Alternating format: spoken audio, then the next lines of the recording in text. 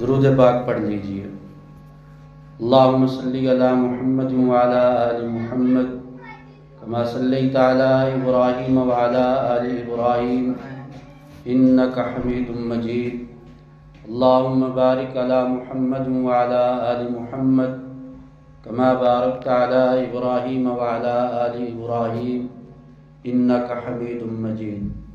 یا رب صلی وسلم دائما ابدا على حبيبك خير الخلق كلهم والحبيب الذي ترجى شفاعته بكل هول من الآوال مقتحم۔ آج کی ہماری یہ مختصر نشست، تقریب، پروگرام اور محفل ان خواتین بنات کے اعزاز میں ہے جنہوں نے یہاں ماشاءاللہ قرآن کریم کا ترجمہ اور حدیث پاک پڑھی، اور ہمارا یہ مل بیٹھنا اللہ تعالیٰ کی رضا کے لیے ہے۔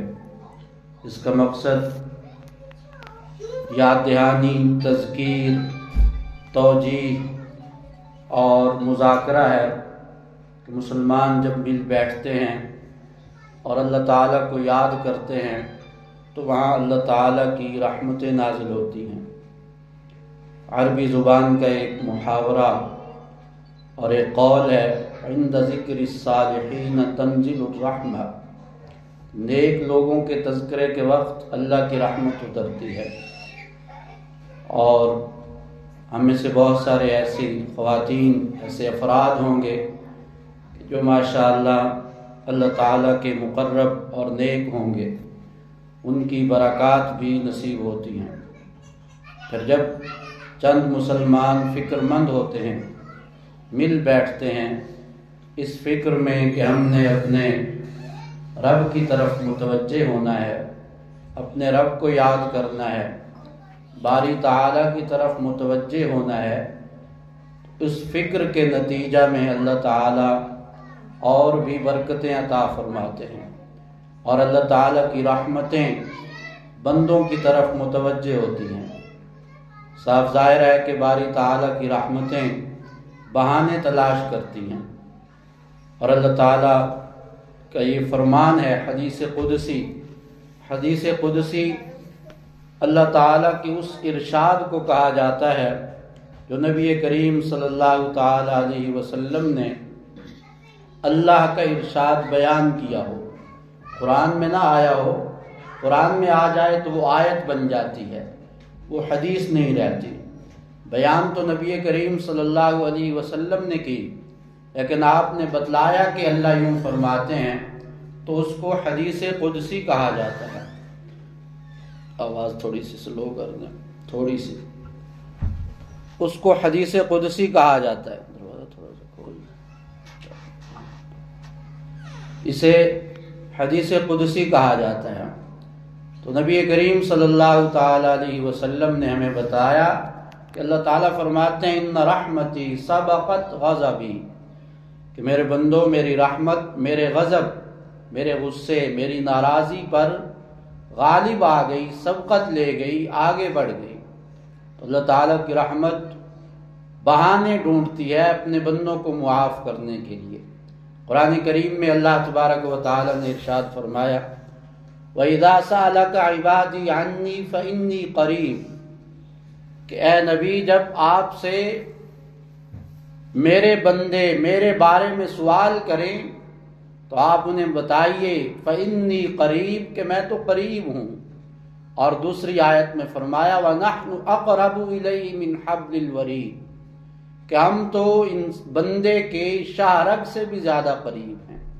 کن پٹی، شاہ رگ اور انسان کا اپنا وجود، اس سے زیادہ قریب کیا چیز ہو سکتی ہے؟ اللہ تعالیٰ فرماتے ہیں ہم تو اس سے بھی زیادہ قریب ہیں۔ فَإِنِّي قَرِيبٌ أُجِيبُ دَعْوَةَ الدَّاعِ إِذَا دَعَانِي، پکارنے والے کی پکار سنتا ہوں جب وہ پکارے۔ فَلْيَسْتَجِيبُوا لِي وَلْيُؤْمِنُوا بِي لَعَلَّهُمْ يَرْشُدُونَ، بندوں کو چاہیے کہ مجھ سے مانگیں، مجھ سے دعائیں کریں، میری رحمت کے طالب رہیں اور مشتاق رہیں۔ وَلْيُؤْمِنُوا بِي، اور مجھ پر ایمان لائیں، لَعَلَّهُمْ يَرْشُدُونَ، نتیجہ کیا ہے وہ بھی اللہ تعالیٰ نے خود بیان فرمایا۔ نتیجہ یہ ہے کہ ہدایت نصیب ہو جائے گی، کامیابی، رشد و ہدایت ان کا مقدر ٹھہرے گا۔ خلاصہ یہ کہ یہ مل بیٹھنا باری تعالیٰ کو یاد کرنے کے سلسلے میں ہے، یوں سمجھے کہ یہ یاد الہی کا حلقہ اور تقریب ہے۔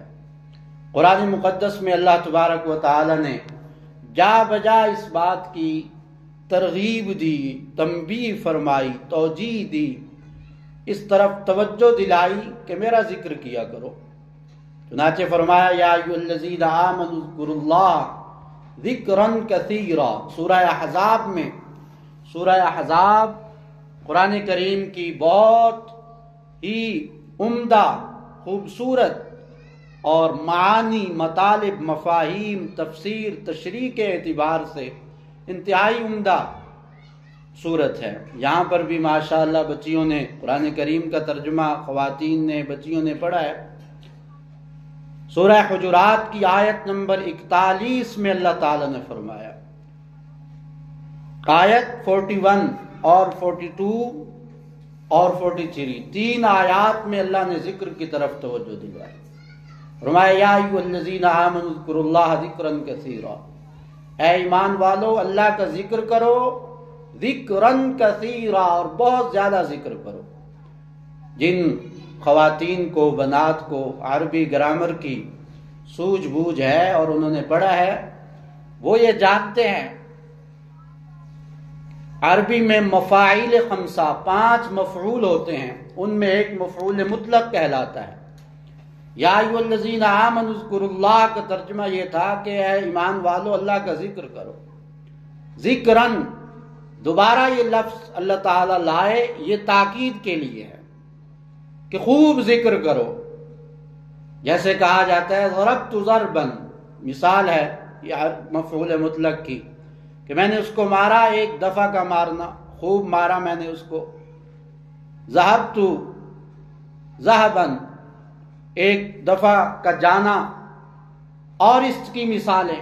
ذکرن یہ پہلی تاکید ہے، اور کثیرا یہ دوسری تاکید ہے، اور اس سے پہلے پھر باری تعالیٰ کو جو رحمت بھرا انداز ہے اس میں اللہ تعالیٰ کہہ رہے ہیں یا ایھا الذین آمنو، اے ایمان والو۔ کتنی اعزاز کی بات ہوتی ہے اگر کوئی بڑا آفیسر، کوئی عہدیدار، کوئی منصب رکھنے والا، کوئی صاحب اقتدار، صاحب اختیار، جن کو ہم بڑے لوگ کہتے ہیں، اگر وہ کسی کو مخاطب کرے، بلائے، آواز دے، لوگ کہیں گے جی دیکھیے جی ہمیں فلاں صاحب کا لیٹر آیا ہے، ہمیں فلاں صاحب کا پیغام آیا ہے، ہمیں فلاں صاحب کا میسج آیا ہے، ہمیں فلاں صاحب کی کال آئی ہے۔ یہ میسج، کال اور رابطہ اور خطاب اس ذات کا ہے جو شہنشاہ ہیں، جو شاہوں کے شاہ ہیں، جو رب الارباب ہیں، جو سب سے بڑے ہیں، جو قادر مطلق ہیں، جو قدیر ہیں، جو مختار کل ہیں، جن کے پاس تمام تر اختیارات اور تمام تر تصرفات کی قدرت اور اختیار ہے۔ اللہ تعالیٰ کتنے اعزاز کی بات ہے کہ میرے اور آپ جیسے لوگوں کو اور میرے جیسے گناہ گاروں کو اللہ تعالیٰ براہ راست خطاب کر کے کہہ رہے ہیں اے ایمان والو۔ تو یہ اللہ کی رحمت ہی ہے جو اپنی طرف بلا رہی ہے۔ علامہ اقبال نے کہا ہم تو مائل بکرم ہیں کوئی سائل ہی نہیں، راہ دکھلائیں کسے کوئی راہ رو منزل ہی نہیں۔ اللہ تعالیٰ کی رحمت تو متوجہ ہے، اور آگے رمضان المبارک کا مہینہ آ رہا ہے۔ رجب المرجب کی آج 16 ڈیٹ ہو گئی ہے، 16 تاریخ۔ رجب کا مہینہ جب شروع ہوتا تھا، نبی کریم صلی اللہ تعالی علیہ وسلم کی سنت طیبہ، عادت مبارکہ یہ تھی کہ آپ ایک خوبصورت دعا کا اہتمام فرماتے تھے۔ حدیث کی کتابوں میں، شعب الایمان للبیہقی وغیرہ کتابوں میں یہ حدیث موجود ہے کہ آپ یہ دعا کرتے تھے اللہم بارک لنا فی رجب و شعبان وبلغنا رمضان، اے اللہ رجب اور شعبان کے مہینہ میں برکتیں عطا فرما اور رمضان کا مہینہ نصیب فرما۔ مطلب یہ تھا کہ اتنی عمر نصیب ہو جائے کہ رمضان مل جائے۔ چنانچہ نبی کریم صلی اللہ تعالی علیہ وسلم نے جب بھی یہ دعا مانگی اللہ تعالیٰ نے رمضان ضرور عطا فرمایا، یعنی جب بھی آپ کی زندگی میں رجب کا مہینہ آیا تو رمضان بھی آپ کو اس دعا کے نتیجہ میں ضرور نصیب ہوا۔ دوسرا اس سے یہ معلوم ہوا اس دعا سے کہ نبی کریم صلی اللہ علیہ وسلم 2 مہینے پہلے رمضان المبارک کی تیاری شروع فرما دیتے تھے۔ وجہ اس کی کیا ہے؟ وجہ اس کی یہ ہے کہ رمضان نیکیوں کا سیزن ہے، موسم بہار ہے، اور اللہ کی رحمتیں، برکات، مغفرت، جہنم سے آزادی کے پروانے اور اس کے سرٹیفکیٹس یہ رمضان میں اللہ تعالیٰ تقسیم فرماتے ہیں۔ دنیا میں ہم تگ و دو کرتے ہیں، ڈگری اعلیٰ سے اعلیٰ حاصل کی جائے، مختلف فیلڈز میں، شعبہ جات میں جانے کی کوشش کرتے ہیں، آگے سے آگے بڑھنے کے لیے فکر کرتے ہیں۔ یہ سرٹیفکیٹ اور ڈگری جو مغفرت کی ڈگری ہے وہ اللہ تعالیٰ رمضان میں عطا فرماتے ہیں، اور اللہ تعالیٰ کی طرف سے بخشش کا انعام مل جانا، یہ یاد رکھیے سب سے بڑا انعام ہے۔ بہت سارے انعامات ہیں اللہ تعالیٰ کے، لیکن اللہ کی طرف سے سب سے بڑا انعام یہ ہے کہ اللہ تعالیٰ انسان کے گناہوں کو معاف کر کے اسے جنت میں بھیج دے، اور یہ پروانے رمضان میں نصیب ہوتے ہیں۔ دلیل کیا ہے اس پر؟ ام المومنین سیدہ طیبہ صدیقہ کائنات عائشہ رضی اللہ تعالی عنہا فرماتی ہیں، حضرت عائشہ رضی اللہ تعالی عنہا فرماتی ہیں میں نے ایک دفعہ رسول اللہ صلی اللہ علیہ وسلم سے درخواست کی، یا رسول اللہ مجھے کوئی نصیحت فرمائیے، میرے لیے کوئی دعا کر دیجیے۔ تو رسول اللہ صلی اللہ علیہ وسلم نے کیا دعا کی؟ ہم سے اگر کوئی دعاؤں کا کہہ دے تو ہم تو سب سے پہلے اپنے لیے اور دوسروں کے لیے دنیا مانگتے ہیں۔ ہماری دعاؤں کا یہ حال ہے کہ ہمارا منتہائے نظر اور مطمع نظر اور ہمارا مدعا، مقصود اور مطلوب صرف اور صرف دنیا ہے، لہذا ہم اپنی دعاؤں میں صرف دنیا مانگ رہے ہوتے ہیں۔ اور اگر ہم دیکھیں پرسنٹیج کے اعتبار سے، تناسب اور شرح کے اعتبار سے، تو دین بہت کم مانگتے ہیں، دنیا زیادہ مانگتے ہیں۔ یہ بات اپنی جگہ درست ہے کہ اللہ تعالیٰ سے دنیا بھی مانگنا چاہیے اور دین بھی مانگنا چاہیے۔ صرف دنیا مانگنا یہ کافروں کا کام ہے، اور صرف دین مانگنا، دنیا نہ مانگنا، یہ ناسمجھی اور جہالت کی بات ہے۔ قرآن کریم میں اللہ تعالیٰ نے جو دعا سکھائی ہے، ربنا آتنا فی الدنیا حسنہ وفی الآخرۃ حسنۃ وقنا عذاب النار، انتہائی جامع اور خوبصورت دعا ہے۔ ہر شخص، ہر انسان، مرد و عورت کو یاد ہونی چاہیے۔ چلتے پھرتے، اٹھتے بیٹھتے، اپنی دعاؤں میں، التجاؤں میں، صداؤں میں، اپنی پکاروں اور آوازوں میں باری تعالیٰ کے ساتھ مناجات اور سرگوشیوں میں اس دعا کو لازمی شامل کرنا چاہیے۔ اس میں انسان یہی دعا کرتا ہے کہ اے پروردگار ہمیں دنیا میں بھی بھلائی عطا فرما اور آخرت میں بھی بھلائی عطا فرما، فی الدنیا حسنہ وفی الآخرۃ حسنہ، اور نتیجہ کیا ہے؟ وقنا عذاب النار، کہ ہمیں جہنم کے عذاب سے محفوظ فرما۔ جہنم سے پناہ مانگنا یہ رسول اللہ صلی اللہ علیہ وسلم کی سنت ہے۔ قرآن مقدس نے دوسرے مقام پر فرمایا، من زحزح عن النار وادخل الجنۃ فقد فاز، کہ جس کو جہنم سے ہٹا کر جنت میں بھیج دیا گیا وہ جنت میں داخل ہو گیا۔ بہرحال حضرت عائشہ رضی اللہ تعالی عنہا کے لیے اللہ کے نبی صلی اللہ علیہ وسلم نے کیا دعا فرمائی کہ اللہ عائشہ کی بخشش فرما دے، اللہم اغفر لی عائشہ۔ یہ نہیں کہا اے اللہ عائشہ کو فلاں چیز دنیا کی دے دے، اتنے پلاٹ مل جائیں، اتنی دکانیں مل جائیں، یہ ہو جائے وہ ہو جائے۔ پیغمبر اکرم صلی اللہ علیہ وسلم کی نگاہ نبی کی نگاہ تھی، جانتے تھے کہ سب سے بڑا انعام کیا ہے، اور حضرت عائشہ ام المومنین صدیقہ رضی اللہ تعالی عنہا سے آپ کی جو محبت تھی اس کی تو مثال ہی نہیں ملتی۔ مجمع عام ہے صحابہ کرام رضی اللہ تعالی عنہ مجمعین کا، کھلے مجمع میں آپ سے پوچھا گیا یا رسول اللہ، صحیح بخاری کی یہ روایت ہے، امام بخاری رحمۃ اللہ علیہ نے حضرت عائشہ رضی اللہ تعالی عنہ کے فضائل میں اس حدیث کو نقل کیا ہے۔ اللہ اکبر، حضرت عائشہ رضی اللہ تعالی عنہ کے بارے میں یہ حدیث نقل کی گئی ہے۔ مجمع عام میں ایک صحابی نے سوال کیا یا رسول اللہ، آپ کو سب سے زیادہ محبت کس سے ہے؟ اب ہمارے ماحول میں تو اس بات کو بڑا عیب سمجھا جاتا ہے کہ اپنی اہلیہ سے، اپنی بیوی سے اظہار محبت لوگوں میں کر دیا جائے۔ رسول اللہ صلی اللہ تعالی علیہ وسلم نے کہا کہ مجھے سب سے زیادہ محبت عائشہ سے ہے۔ صحابی جو سوال کرنے والے تھے انہوں نے گزارش کی یا رسول اللہ، من الرجال، مردوں میں سب سے زیادہ محبت کس سے ہے؟ آپ نے فرمایا ابوہا، عائشہ کے باپ سے ہے۔ یہ نہیں کہا کہ ابو بکر سے ہے، حالانکہ یوں بھی فرما سکتے تھے۔ دوبارہ حضرت عائشہ کی نسبت بیچ میں لے آئے کہ عائشہ کے باپ سے ہے۔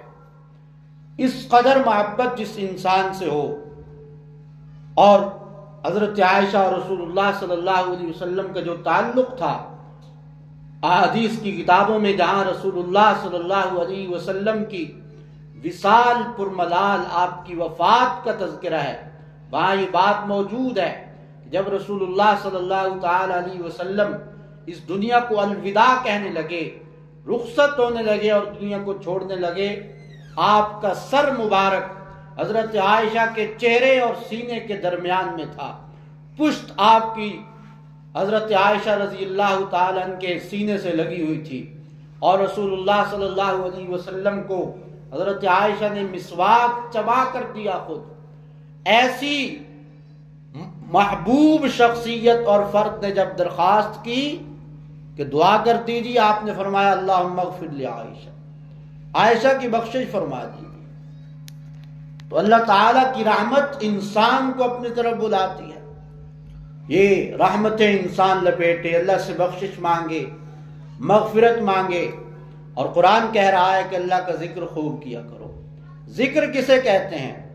ذکر کا یہ معنی نہیں ہے صرف کہ بھائی صبح ایک تسبیح کر لی، ایک شام کو کر لی، یا نماز کے بعد تسبیحات کر لی، یہ بھی ذکر ہے اور اللہ کی یاد ہے۔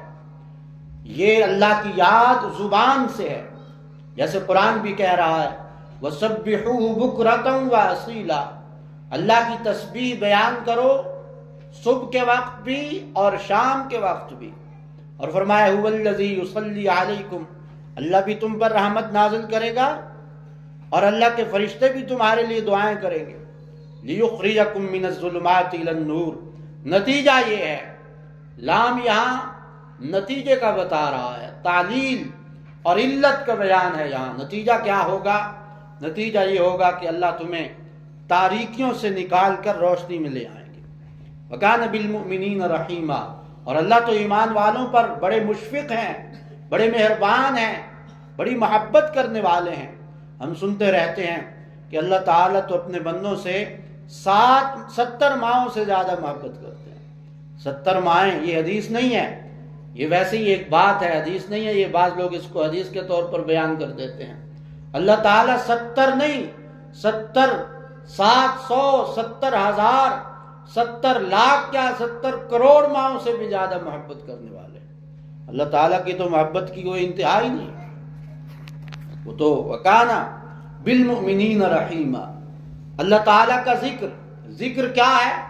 ذکر عربی زبان کا لفظ ہے، یاد کو کہا جاتا ہے، ذکریات یادداشتوں کو کہا جاتا ہے، ڈائری وغیرہ کو بھی مذکرہ کہا جاتا ہے، میموری کارڈ کو بھی ایسے ہی کچھ کہا جاتا ہے عربی زبان میں۔ ذکر کہتے ہیں یاد کو۔ یاد کا مطلب یہ ہوتا ہے کہ کسی حال میں بھی اس رب کو، اپنے پالنہار کو، رب العالمین کو بھولا نہ جائے۔ صرف یہ نہیں کہ زبان سے تو کہہ دیا، زبان سے کہہ بھی دیا لا الہ تو کیا حاصل، آگے کیا ہے؟ اشعار بھی یاد کیا کرو نا یار، یہ کیا بات ہے؟ ہاں بھائی حاجی کیا ہے زبان سے کہہ بھی دیا لا الہ تو کیا حاصل؟ مکمل ہو نا بھائی کوئی. لا الہ الا اللہ وحدہ لا شریک لہ.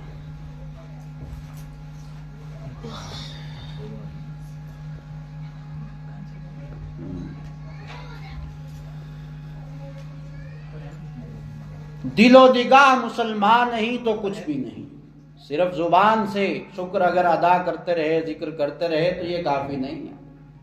انسان کا دل بھی اللہ کی یاد سے وابستہ ہو. خوشی ہے، غمی ہے، زندگی کے اتار چڑھاؤ، نشیب و فراز اور زندگی کے معمولات، ایام، لیالی، دن رات، کسی بھی وقت اللہ تعالیٰ کی یاد سے انسان غافل نہ ہو. توجہ، دھیان ہر موقع پر، اس موقع پر اللہ یاد کا مقصد یہ ہے کہ معاشرت، اخلاق، معاملات، لین دین، معاشرتی زندگی، رہن سہن، تمام معاملات میں اللہ تعالیٰ یاد رہے.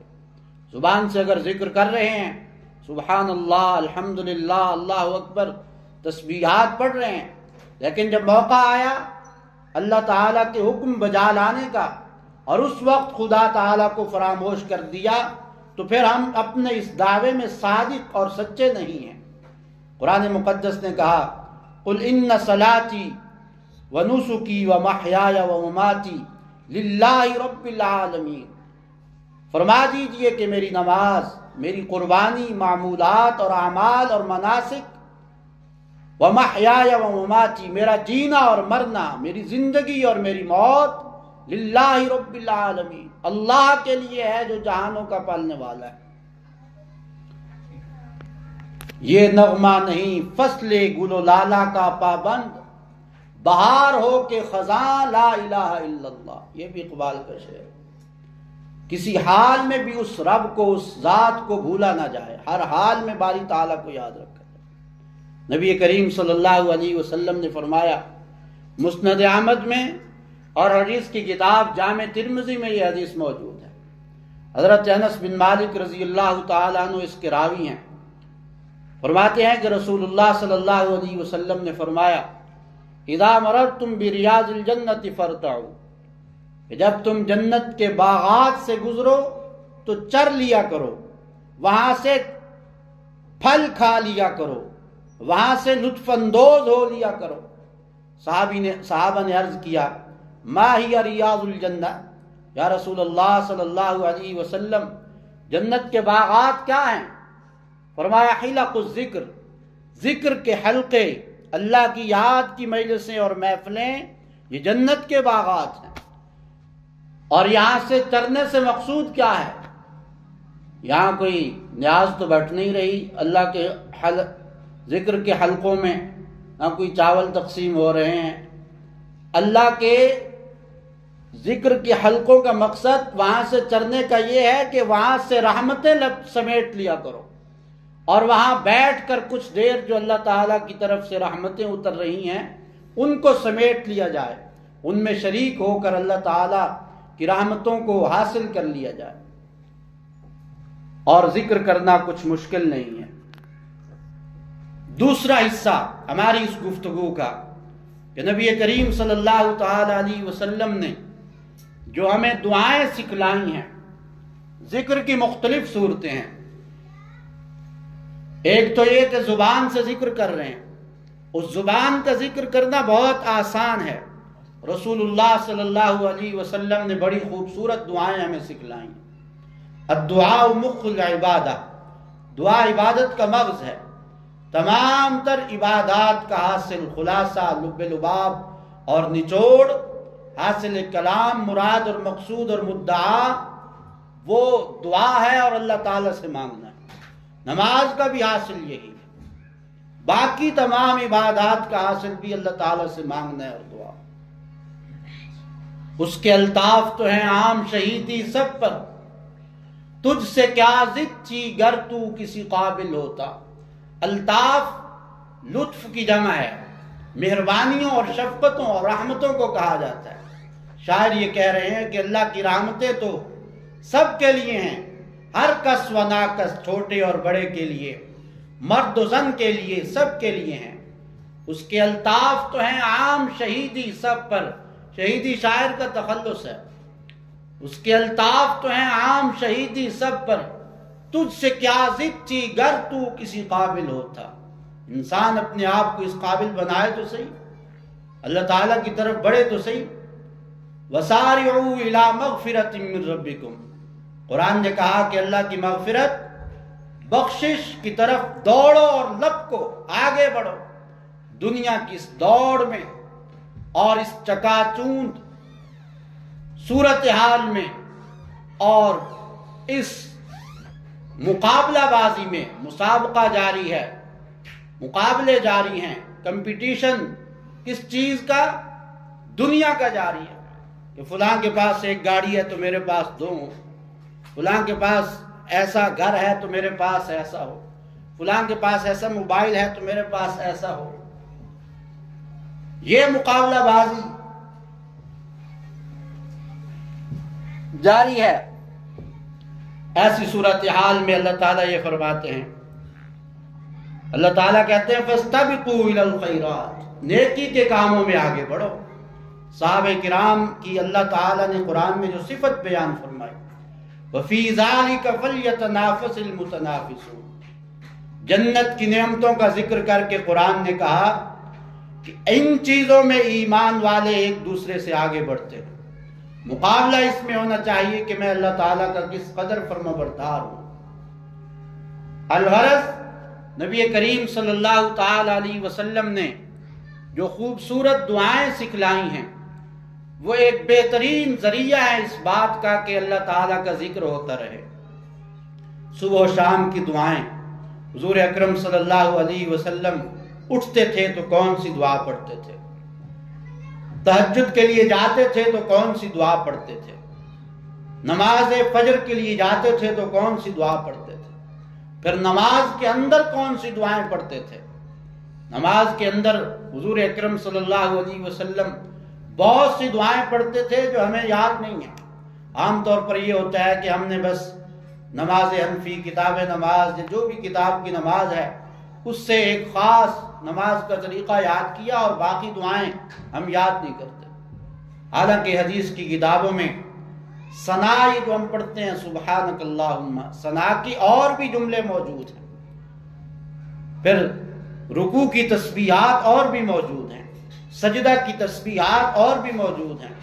دونوں سجدوں کے درمیان بیٹھنا ہے تو کون سی دعا پڑھنی ہے۔ ترمذی وغیرہ میں یہ حدیث موجود ہے کہ حضور اکرم صلی اللہ علیہ وسلم دونوں سجدوں کے درمیان یہ دعا پڑھا کرتے تھے، اللہم اغفر لی وارحمنی وعافنی واہدنی وارزقنی واجبرنی وارفعنی۔ یہ دونوں سجدوں کے درمیان آپ دعا پڑھتے تھے۔ پھر پانی پینے کی دعا، کھانا کھانے کی دعا، کھانے کے بعد کی دعا، بازار جانے کی دعا، نیا لباس پہننے کی دعا، لباس پہننے کی دعا، زندگی کے ان تمام معمولات کی دعائیں۔ اور اگر ان دعاؤں کو دیکھا جائے اتنی خوبصورت اور جامع دعائیں ہیں، لگتا یوں ہے کہ اللہ کے نبی صلی اللہ علیہ وسلم ہر وقت اللہ تعالیٰ سے مانگتے رہتے تھے، ہر وقت اللہ تعالیٰ سے مانگتے رہتے تھے، ہر وقت اللہ تعالیٰ سے دعا کرتے رہتے تھے۔ حضرت عائشہ ام المومنین آپ صلی اللہ علیہ وسلم کی دن رات کی رفیقہ، آپ کے ساتھ زندگی گزارنے والی، سفر حضر کی آپ کی رفیقہ حیات، فرماتی ہیں کہ رسول اللہ صلی اللہ علیہ وسلم ہر حال میں اللہ کا ذکر کرتے تھے۔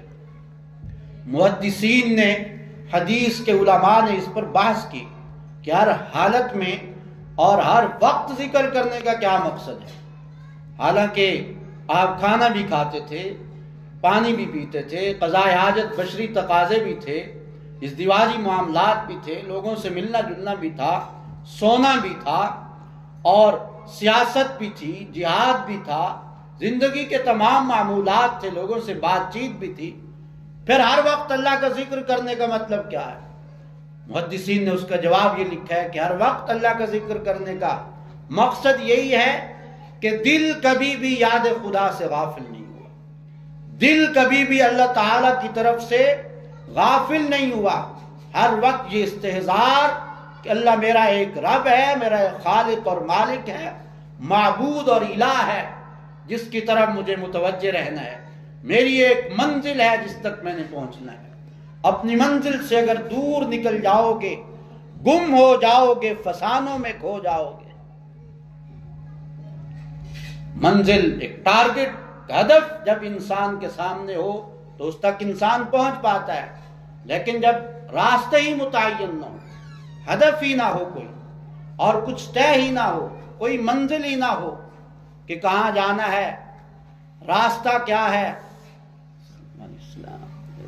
ٹھیک ہے، پھر یہ ہے کہ راستہ معلوم نہیں، منزل ٹارگٹ کچھ بھی معلوم نہیں، صاف ظاہر ہے کہ پھر انسان ٹامک ٹوئیاں مارتا رہے گا، ادھر ادھر بھٹکتا رہے گا، اور کبھی بھی منزل تک نہیں پہنچ سکے گا، چاہے کتنی تیز رفتار سواری کیوں نہ ہو، سارے وسائل اور اسباب اس کے پاس کیوں نہ ہو، جب ایک منزل متعین نہیں، منزل کی طرف نگاہ نہیں ہے تو وہ اس تک کبھی نہیں پہنچ سکتا۔ اللہ تعالیٰ نے انسان کو ایک مقصد کے لیے اس دنیا میں بھیجا۔ اللہ تعالیٰ کا ذکر اور یاد کا آسان طریقہ یہ ہے کہ جو نبی کریم صلی اللہ تعالی علیہ وسلم نے ہمیں دعائیں سکھلائی ہیں، ان دعاؤں کو یاد کریں۔ دعاؤں کی کتابیں موجود ہیں، مسنون دعائیں، پر نور دعائیں، حسن حسین، حسن المسلم، اور بہت ساری، مومن کا ہتھیار، یہ دعائیں موجود ہیں۔ الدعاء سلاح المؤمن، نبی کریم صلی اللہ علیہ وسلم نے فرمایا کہ دعا مومن کا ہتھیار ہے، اس ہتھیار کے ذریعے انسان آخرت کو فتح کرے گا، آخرت کی فتح اور غلبہ اس ہتھیار کی بنیاد پر ہے۔ اور اس میں سب سے آسان جو ذکر ہے وہ بسم اللہ کا ذکر ہے۔ نبی کریم صلی اللہ علیہ وسلم نے اس بات کی تلقین فرمائی، کل امر ذی بال لم یبدا بسم اللہ فہو اقطع۔ آپ نے فرمایا کہ ہر اچھا کام جو اللہ کے نام سے شروع نہ کیا جائے وہ نامکمل رہتا ہے۔ ہر کام میں، صرف کھانے پینے کی حد تک نہیں، بسم اللہ، ہر کام میں اللہ تعالیٰ کا نام لینا۔ اللہ تعالیٰ نے نبی کریم صلی اللہ علیہ وسلم پر جو پہلی وحی نازل فرمائی غار حرا میں، صحیح بخاری کے بالکل آغاز میں امام بخاری رحمۃ اللہ علیہ نے باب قائم کیا ہے، کیف کان بدء الوحی، کہ وحی کا آغاز کیسے ہوا۔ تو وہاں ایک لمبی حدیث نقل کی ہے کہ حضور اکرم صلی اللہ علیہ وسلم غار حرا میں تشریف فرما تھے، حضرت جبرائیل امین تشریف لائے اور آ کر نبی کریم صلی اللہ علیہ وسلم سے یہ کہا، اقرأ، آپ پڑھیے۔ آپ نے جواب میں کہا، ما انا بقارئ، میں پڑھا ہوا نہیں ہوں، میں امی ہوں۔ امی کا مطلب کہ جسے لکھنا بھی نہیں آتا، پڑھنا بھی نہیں آتا۔ ہمارے لیے ان پڑھ ہونا، امی ہونا، کہ لکھنا پڑھنا نہ آتا ہو، یہ عیب ہے، یہ نبی کے لیے معجزہ ہے، کیونکہ حضور اکرم صلی اللہ علیہ وسلم پر یہ اعتراض ہوا کرتا تھا کہ نعوذ باللہ یہ کلام، یہ اس اعتراض کا آگے اشکال کا امکان اور چانس موجود تھا کہ لوگ کہیں گے بھئی یہ تو خود بڑے لکھے آدمی تھے، خود ہی کلام بنا لیا، خود ہی لکھ لیا، کہیں سے پڑھ لیا، شاعروں کا کلام، ادبا، خطبا، علماء کا کلام پڑھ کر خود ہی یہ کلام لکھ لیا ہے۔ اللہ تعالیٰ نے معجزانہ طور پر آپ کو امی رکھا تاکہ اس اعتراض کی جڑ ہی ختم ہو جائے۔ آپ نے فرمایا میں تو پڑھا ہوا نہیں ہوں۔ جبرائیل امین نے آپ کو گلے لگایا، زور سے دبایا، پھر چھوڑا، پھر گلے لگایا اور کہا اقرا، پھر چھوڑا، پھر گلے لگایا، چھوڑا، کہا اقرا۔ 3 دفعہ کے بعد پھر جبرائیل نے یہ کہا، اقرا بسم ربک الذی خلق۔ اس پہلی وحی میں اللہ نے 2 پیغام دیے، اقرا بسم ربک الذی خلق، پڑھیے اپنے پروردگار کے نام سے۔ جبرائیل نے بتا دیا کہ کتنا ہی بڑا عمل کیوں نہ ہو، یہ وحی کی ابتدا ہے، اور پیغمبر کائنات صلی اللہ علیہ وسلم کو نبوت مل رہی ہے، رسالت جیسا عظیم منصب عطا کیا جا رہا ہے۔ اس عظیم منصب کا آغاز بسم اللہ سے ہو رہا. یہ اتنی عجیب اور اتنی کمال چیز ہے. اور دوسرا اس میں جو پہلی وحی میں پیغام تھا، اقرأ بسم ربک الذی خلق، اس پروردگار کے نام سے پڑھیے. بربک، یہ دوسرا پیغام ہے کہ تمہارا ایک پروردگار اور ایک رب ہے. رب کسے کہا جاتا ہے؟ رب کہتے ہیں پرورش کرنے والے کو. ایک ہے معبود اور الہ. پرورش کا مطلب کیا ہوتا ہے کہ ہر مرحلے اور ہر موڑ پر کیا چیز مناسب ہے، کیا کون سی غذا چاہیے، کون سا ماحول چاہیے، کیا چاہیے. ماں کے پیٹ سے لے کر بچپن، جوانی، لڑکپن، اور لڑکپن، جوانی، بڑھاپا، موت، پوری ایک نگرانی اللہ تعالیٰ کی طرف سے ہوتی ہے. یہ پروردگار ہے. کس کو کہاں کیا چاہیے. مخلوقات کو پتھروں میں، تاریکیوں میں، سمندر کی تہوں میں، ہوا میں، فضا میں، خلا میں، زمین کے نیچے تحت الثری میں، مخلوقات کو کیا چاہیے اس کے مطابق اس کو پہنچ رہا ہے. اس کو رب کہتے ہیں. دوسرا پیغام تھا کہ تمہارا ایک رب اور پروردگار ہے. تیسرا پیغام اس آیت میں تھا الذی خلق، اسی پروردگار نے تمہیں پیدا کیا ہے، وہی تمہارا خالق ہے.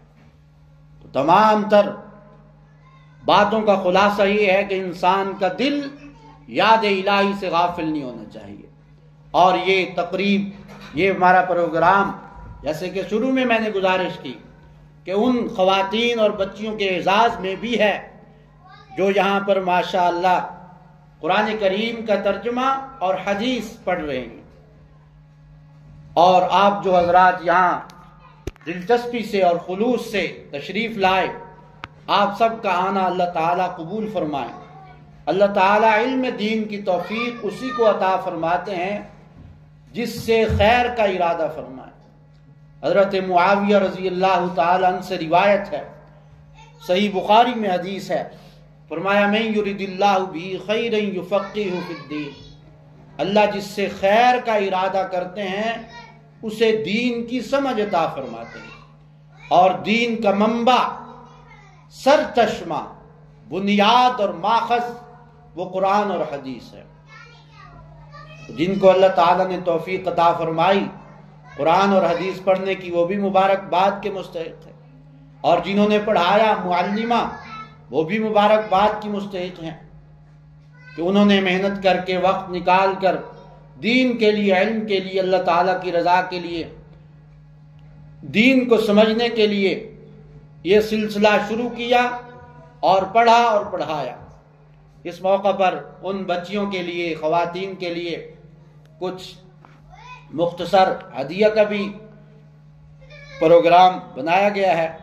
اللہ تعالیٰ ان تمام سلسلوں کو اپنی بارگاہ میں قبول فرمائے. اور اللہ تعالیٰ نے چاہا تو ہم انشاءاللہ کوشش کریں گے کہ ہر ماہ یہاں پر مناسب جگہ پر، یہاں یا کسی بھی جگہ پر درس کا، اصلاحی بیان کا اہتمام کرے. اس میں کوئی خاتون بیان کرنے والی یا کوئی عالم اور مہمان عالم بھی آ سکتے ہیں. اور اصل تو یہ ہے کہ یہ اللہ تعالیٰ کی طرف متوجہ ہونے کا ایک ذریعہ اور ایک طریقہ